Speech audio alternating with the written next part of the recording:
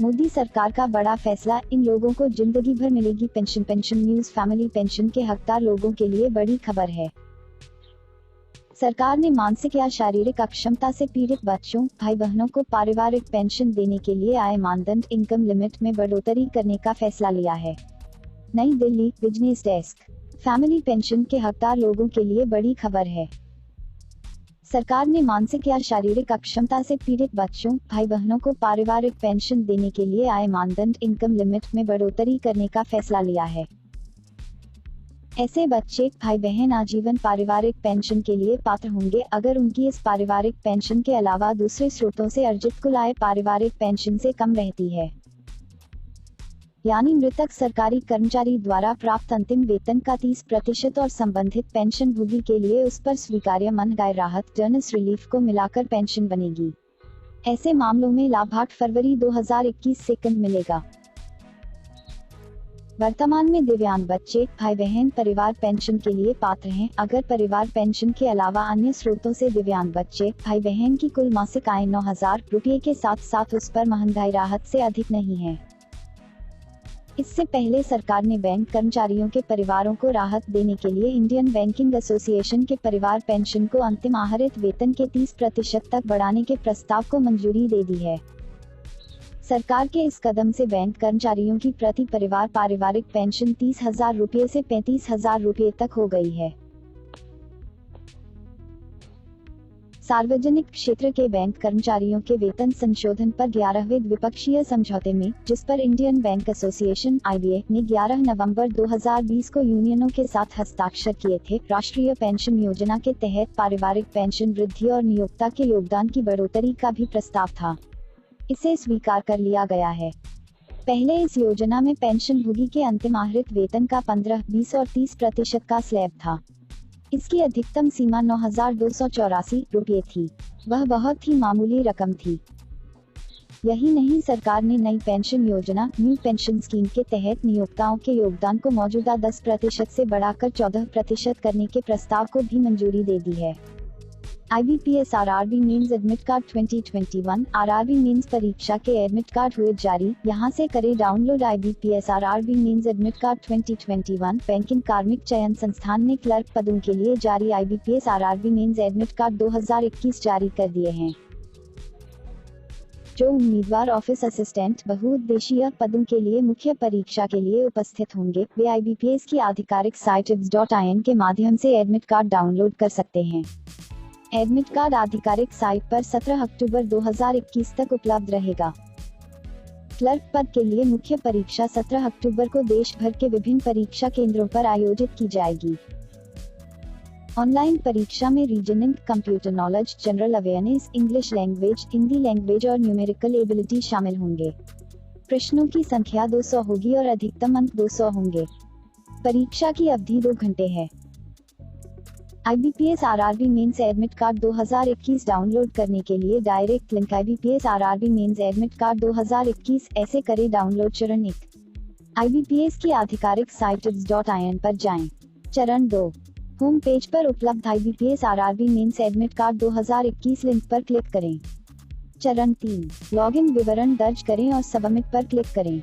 चरण 3, लॉगिन विवरण दर्ज करें और सबमिट पर क्लिक करें। चरण 4, आपका एडमिट कार्ड स्क्रीन पर प्रदर्शित होगा। चरण 5, एडमिट कार्ड की जांच करें और इसे डाउनलोड करें। चरण 6, आगे की जरूरत के लिए उसी की एक हार्ड कॉपी अपने पास रखें। इलाहाबाद यूनिवर्सिटी में शिक्षक भर्ती के लिए आज से कर सकते हैं आवेदन। प्रयागराज जागरण संवाददाता। इलाहाबाद केंद्रीय विश्वविद्यालय ने शिक्षक भर्ती के लिए सोमवार को संक्षिप्त विज्ञापन जारी कर दिया। अभ्यर्थी मंगलवार से IBI के आधिकारिक वेबसाइट www.olduni.ac.in से ऑनलाइन आवेदन कर सकेंगे। आवेदन की अंतिम तिथि 27 अक्टूबर तय की गई है। आधे से ज्यादा पद खाली हैं शिक्षकों के। इलाहाबाद विश्वविद्यालय में वर्तमान में चारों संकायों में तकरीबन 327 शिक्षक कार्यरत हैं। शिक्षकों के आधे से अधिक पद खाली पड़े हैं। कुछ विभागों में भर्ती तो हुई है लेकिन यह नाकाफी थी। खाली पदों को भरने के लिए इलाहाबाद विश्वविद्यालय प्रशासन की तरफ से 3 बार विज्ञापन जारी किया जा चुका है लेकिन भर्ती प्रक्रिया पूरी नहीं हो सकी। अंतिम बार 23 अप्रैल 2019 को कुल 558 पदों पर भर्ती के लिए विज्ञापन जारी हुआ था। असिस्टेंट प्रोफेसर के 336, एसोसिएट प्रोफेसर के 156 और प्रोफेसर के 66 पदों के लिए 22 मई तक आवेदन लिए गए थे। इंटरव्यू कराने की तैयारी थी, लेकिन अनियमितता की शिकायत मिलने पर केंद्रीय शिक्षा मंत्रालय ने भर्ती पर रोक लगा दी थी। करीब 9 माह बाद मंत्रालय ने 27 दिसंबर को रोक हटाई। ईवी में शिक्षकों के कुल 595 पदों पर भर्ती होनी है।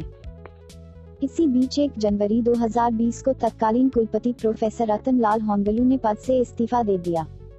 फिर प्रोफेसर संगीता श्रीवास्तव कुलपति बनी तो उन्होंने रिक्त पदों को भरने की कवायद शुरू की। पिछले दिनों हुई कार्य परिषद की बैठक में लिए गए निर्णय के मुताबिक ईवी में शिक्षकों के कुल 595 पदों पर भर्ती होनी है। इनमें असिस्टेंट प्रोफेसर के 357, एसोसिएट प्रोफेसर के 168 और प्रोफेसर के 78 पद शामिल हैं। सोमवार को इन पदों के लिए संक्षिप्त विज्ञापन जारी कर दिया गया।